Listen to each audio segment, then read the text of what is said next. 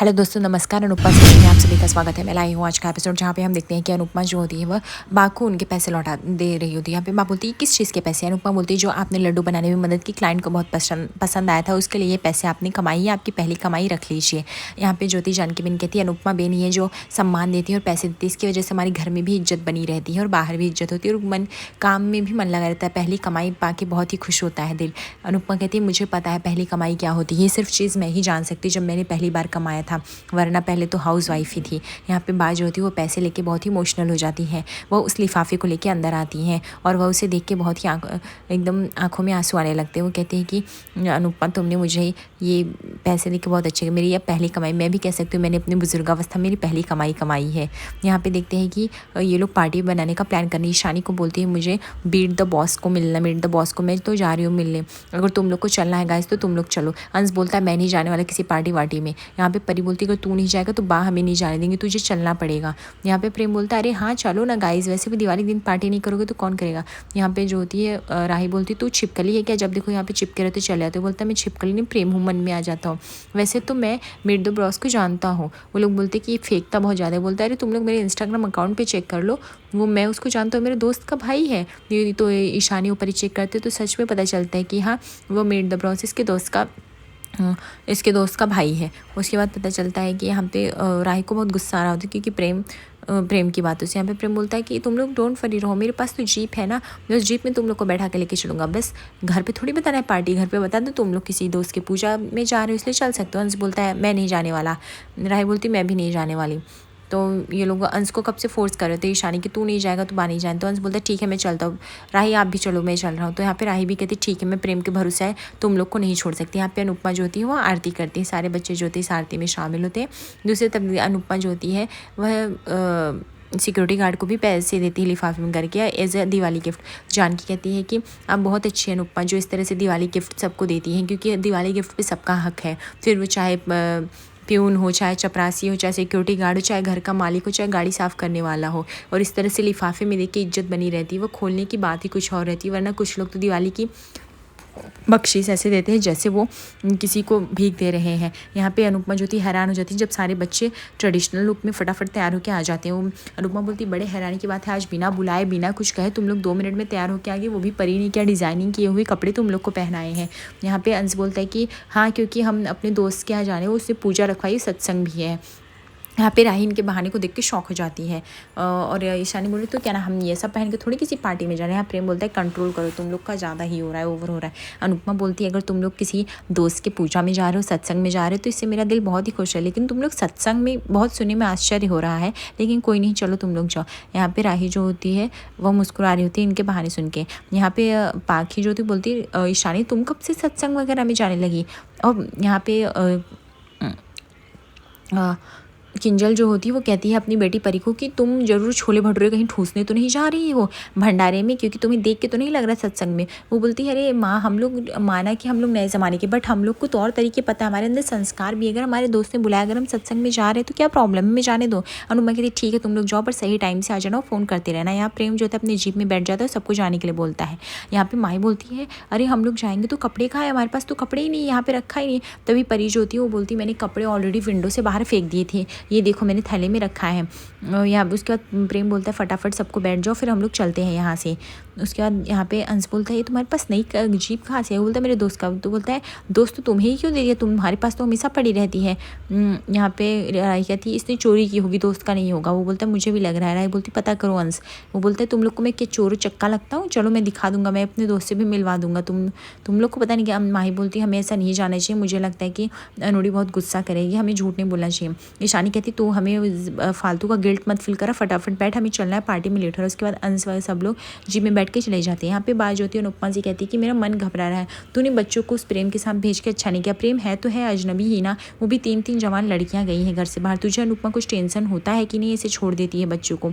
अनुपमा बोलती बा मैं समझती हूँ आपका टेंशन, लेकिन आप भी तो समझो बच्चों का मन था, भेज दिया उनको, आखिर घर में हम कब तक कैद करेंगे। और प्रेम की जिम्मेदारी मैं लेती हूँ, मैं प्रेम बहुत ही जिम्मेदार लड़का है और बहुत ही संस्कारी है, वो उन बच्चों का ध्यान रखेगा, आप निश्चिंत रहिए। बा बोलती देख मेरा तो अभी देख लेते प्रेम पे तेरा भरोसा ठीक है, मेरा शक करना सही है, तू एक दिन पछताएगी अनुपमा, तू इंसानों को पहचानने में बहुत ही लेट कर देती है। लेकिन इस बात को मेरे ध्यान में रख, बच्चों कुछ नहीं होना चाहिए। यहाँ पे राही जो होती है वो देखती है कि ये लोग ने पार्टी का आउटफिट चेंज कर लिया है रास्ते में अपनी जीप रोक के, और देखते हैं कि माही जो थी इस मौके का फ़ायदा उठा के वह प्रेम के बाजू बैठ जाती है। बट ईशानी जो थी वो माही के चेहरा देख के डाउट करने लगती है कि कुछ तो गड़बड़ है। यहाँ पे प्रेम जो होता है वह अपने जीप के आईने में जो होता है राही का फेस देख रहा होता है। यहाँ पे हम देखते हैं कि आखिर क्या होने वाला है, अनुपमा का क्या सच में डर जो है वो सच तो नहीं हो जाएगा।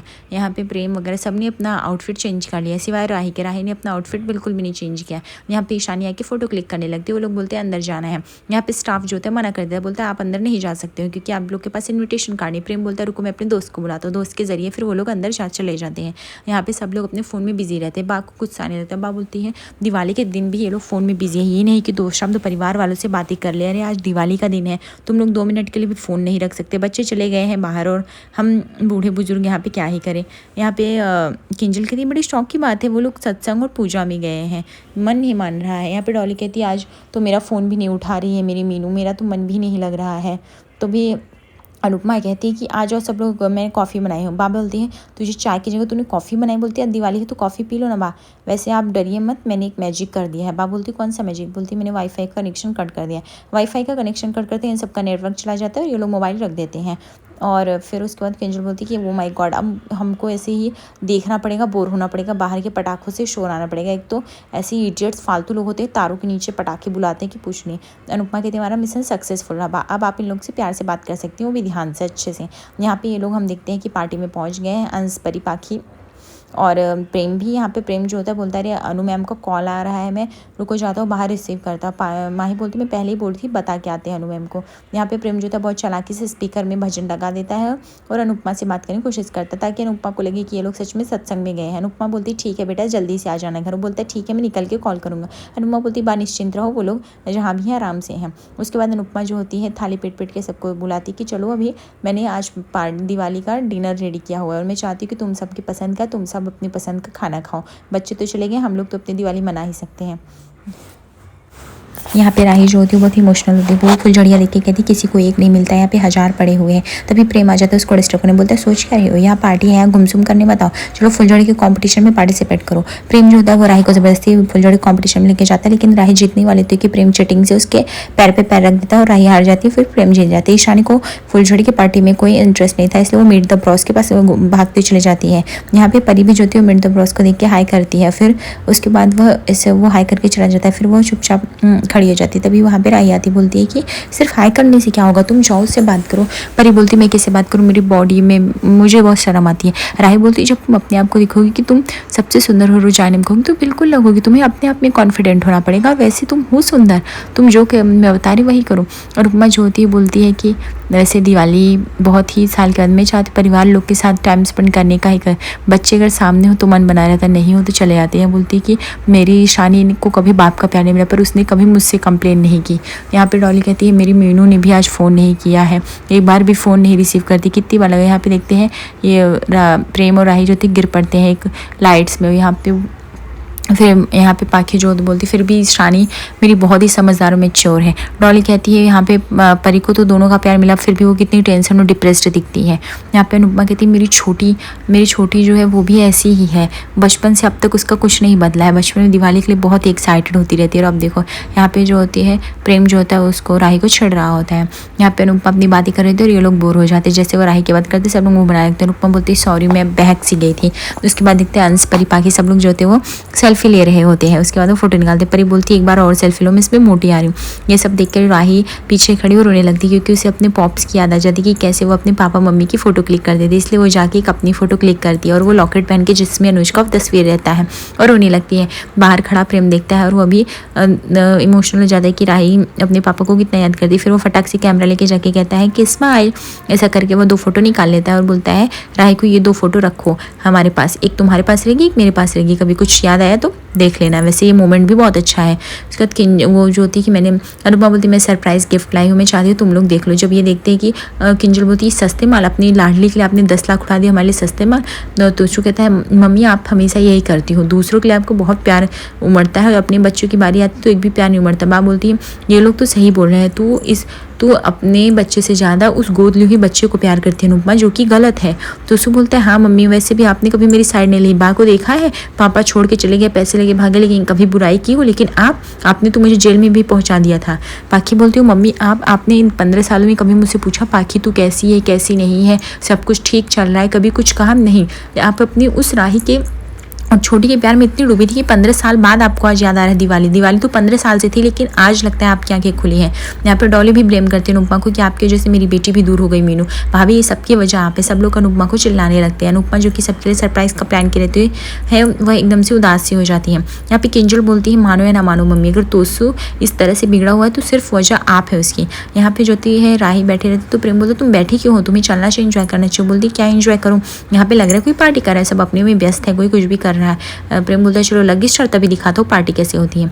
यहाँ पे सब लोग जो होते ऐसे आप ब्लेम करके उठने लगते, तभी अनुपमा बोलती है अपना खाना खत्म करके जाओ सब लोग, मुझे तो खरी खोटी सुना दिया, लेकिन तुम लोग कभी इन 10-15 सालों में आए मेरे पास पूछने की माँ कैसी हो। यहाँ पे आज रात के एपिसोड में हम देखने वाले कि सब लोग डांस कर और ड्रिंक पी के जो है मस्त हो गए हैं। और यहाँ पे अनुपमा को बात जो होती पूछती कि तू फिर से कॉल कर, वो लोग कहाँ है, वरना मेरा तो बीपी बढ़ रहा है। यहाँ पे माही बोलती कि मुझे भी डर लग रहा है, काश हम पहले से ही बता दी होती तो ज़्यादा बेटर रहता। अनुपमा जो होती जब देखती है कि अंश और परी की आवाज़ें कुछ नशे में धुत लग रही है, तो वो देख के उसको गुस्सा चढ़ जाता है और वह राहिब को डांट लगाती है और प्रेम को थप्पड़ मारने पे आ जाती है। और वह प्रेम को तभी से तभी घर से निकलने को बोलती है और बोलती कि तुम अपना घर से निकल जाओ, बुरी अवस्था, तुमने मेरे साथ विश्वास के साथ धोखा किया और आइंदा से अपनी शकल मत दिखाना, मेरी बच्चे तुम्हारी जिम्मेदारी थी, लेकिन तुमने जो किया वो बहुत ही गलत किया है। ऐसा कह के वह प्रेम को घर से फेंक देती है। देखते हैं आगे वाले एपिसोड में क्या होगा और ऐसे ही बने रहिए। लाइक अब सब्सक्राइब करें। धन्यवाद।